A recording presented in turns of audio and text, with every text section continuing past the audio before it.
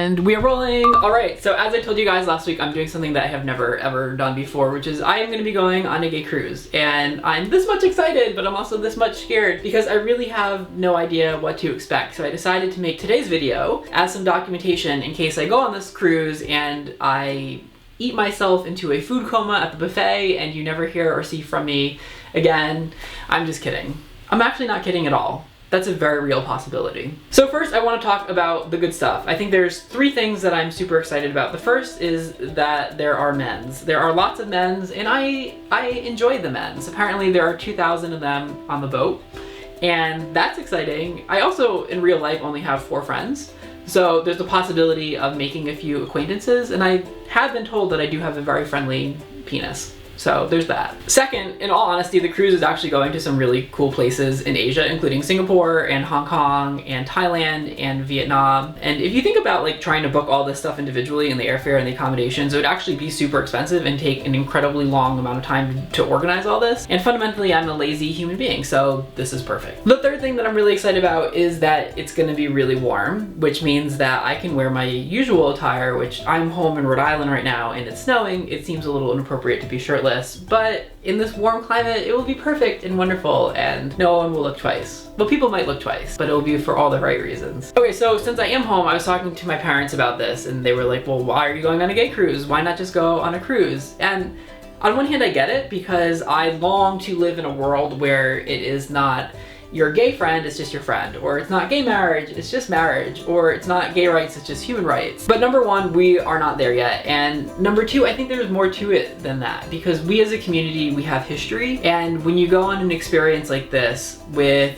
like-minded people from shared experiences, that like something magical can actually happen. And even though I know that people in my generation don't necessarily think of going to like Provincetown or Palm Springs to be around other gay people, they just want to be with their friends, and I get it and it totally makes sense. But there is a community behind us as gay people, and I think that there's something really special about that that's worth celebrating and lifting up, and so that's why I wanted to do a gay cruise. And yes, I'm obviously nervous about going on a gay cruise, but I think knowing that a lot of you who have been emailing me and messaging me that are going on the cruise, that you're gonna be there, it makes it a little bit less scary. Okay, but let's be real for a hot second, which is number one, my biggest fear fundamentally is that this cruise, I hope my mom doesn't hear this, that this cruise is going to feel like a floating bathhouse. It is a boat full of gay men. Having said that, I do have a lot of friends that have gone on gay cruises, and a lot of you have actually emailed me about this, that the experience is as varied as our community is. So I guess the important thing is that I am going to take the plunge for myself and I will make my own judgments. Of course, all of which I will share with you in a video, but yeah.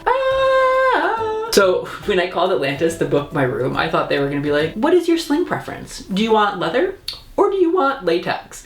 Would you like the optional harness? But all they said was, what part of the world would you like to travel to? And do you want a veranda on your stateroom? And I was like, oh, okay. Also, and I think this is a legitimate fear, is that I'm afraid that I'm gonna feel like I'm trapped. And the only thing worse than being trapped is being trapped with gay men. But at the same time, you wake up in a different city every day and there's so much to do on the boat, including there's an entire gym on it. So I can keep my tits from sagging, and there's like a sun deck and there's a tea dance, and there's also gonna be all of you to me, and so we can say hey, which probably sounds more exciting than it is because in real life there's no mute button, there's no pause on this, so it just happens. I also have a lot of other questions, like will the buffet be bottom friendly? Will Grindr work at sea? Will Rose give me the heart of the ocean? Okay, so in conclusion, I would say that my hope for this cruise is that it is more than just a magnification of gay culture, but an actual chance to explore the world with new friends and to experience some of this community that I feel so honored to be a part of. And of course, I can't wait to share the experience with all of you. And in a few short months, I will be on the cruise and I'm gonna make a video. I will be posting it on my main channel,